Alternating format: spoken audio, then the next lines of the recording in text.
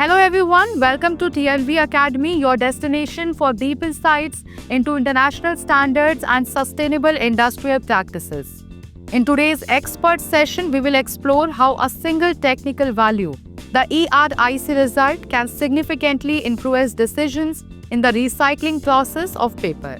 If you work in the paper manufacturing or recycling industry, understanding the role of ERIC in evaluating pulp cleanliness is vital to improving product quality, process efficiency, and environmental performance. So stay with us as we take a comprehensive journey through how ERIC, as defined by ISO 10370, directly affects recycling workflows, product categorization, equipment operation, and sustainability strategies. Understanding ERIC, the backbone of ISO 10370. ERIC stands for Effective Residual Ink Concentration.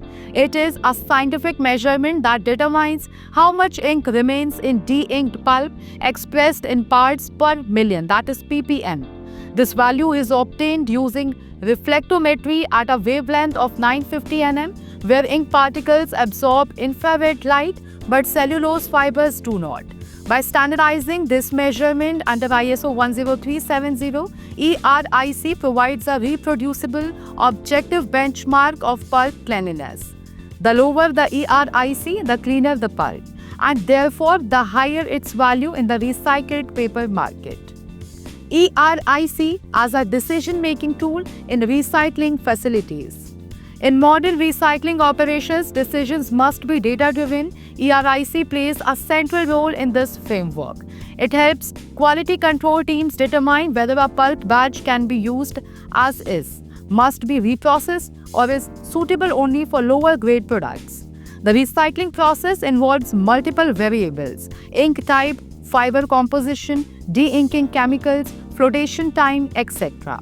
ERIC helps filter through this complexity by giving a clear numeric result to judge the outcome of the entire chain. This transforms ERIC from a simple lab value into a critical production tool. ERIC and batch acceptance or rejection. One of the most immediate uses of ERIC results is batch grading. For example, a paper mill may set an upper ERIC threshold of 30 ppm for high-grade writing paper. If a pulp batch shows an ERIC of 45 ppm, it cannot be accepted for that product line. This batch may either be diverted to a lower-grade product like newspaper or reprocessed for better de-inking. Thus, ERIC results dictate not only quality compliance but also the economic pathway of recycled material.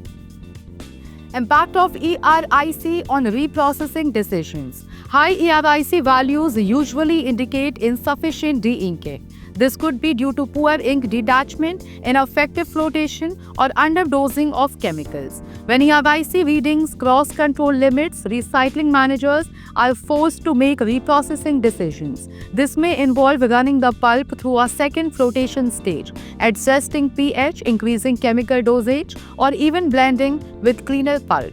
These adjustments are costly in terms of time and energy, so accurate ERIC measurement helps balance quality and cost effectiveness.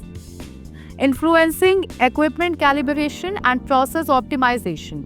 Regular analysis of ERIC data reveals trends that can guide equipment calibration. For instance, if ERIC values are consistently high after flotation, it may suggest aeration problems or poor air bubble formation. This triggers a review of the flotation cell's design and maintenance. Similarly, if ERIC values improve after tweaking the pulp time or chemical input, these results inform long-term process optimization strategies. Thus, ERIC does not only tell us about current pulp quality, but also helps in enhancing upstream and downstream system performance. ERIC and raw material selection. Recycling operations often deal with mixed waste paper inputs, newspapers, magazines, office waste, etc. Some of these are harder to de-ink than others. By tracking ERIC values against incoming raw materials, companies can develop a database of which input mixes yield cleaner pulp. For example, office waste may give consistently lower ERIC values compared to magazine-grade waste. This data is valuable in procurement decisions, supplier evaluation, and inventory planning. Over time, this input-output relationship can significantly improve both quality and yield.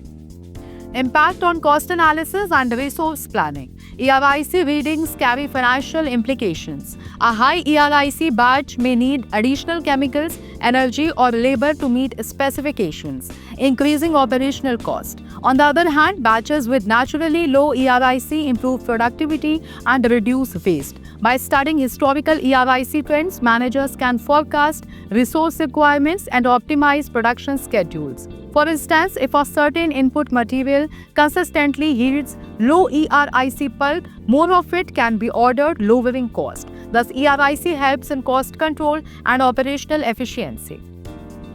Role of ERIC in sustainability and environmental compliance.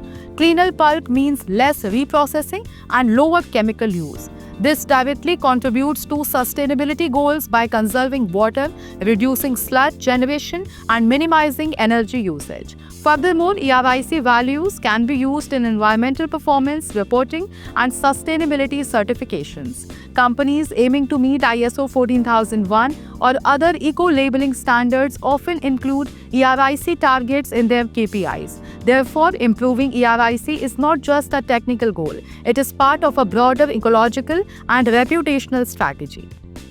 ERIC and continuous improvement programs. In organizations that follow Lean or Six Sigma methodologies, ERIC values are used as performance indicators. Tracking ERIC over time allows teams to conduct root cause analysis, eliminate variability, and apply corrective actions. For instance, a Six Sigma project may aim to reduce the average ERIC value from 38 ppm to 28 ppm in 6 months. These initiatives involve training, process mapping, and statistical tools, all anchored in ERIC data.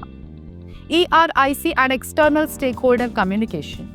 ERIC values are sometimes shared with customers, regulators, or auditors. Customers, especially those making paper for sensitive applications like food packaging or publishing, demand proof of quality. Regulators may ask for documentation of process performance. Auditors may use ERIC data to evaluate compliance with ISO 9001 or ISO 14001. In all these cases, clear ERIC documentation builds trust and demonstrates control. Limitations of ERIC and the need for complementary metrics. While ERIC is a powerful indicator, it has limits. It does not detect non-ink contaminants like speakies, wax, or fillers. Nor does it account for visual defects like specks or brightness. Therefore, recycling decisions must be supported by other tests: brightness, ash content, fiber strength, etc. However, when used as part of a larger data ecosystem, ERIC remains the anchor metric for ink removal efficiency. Future trends: AI and digitalization of ERIC monitoring.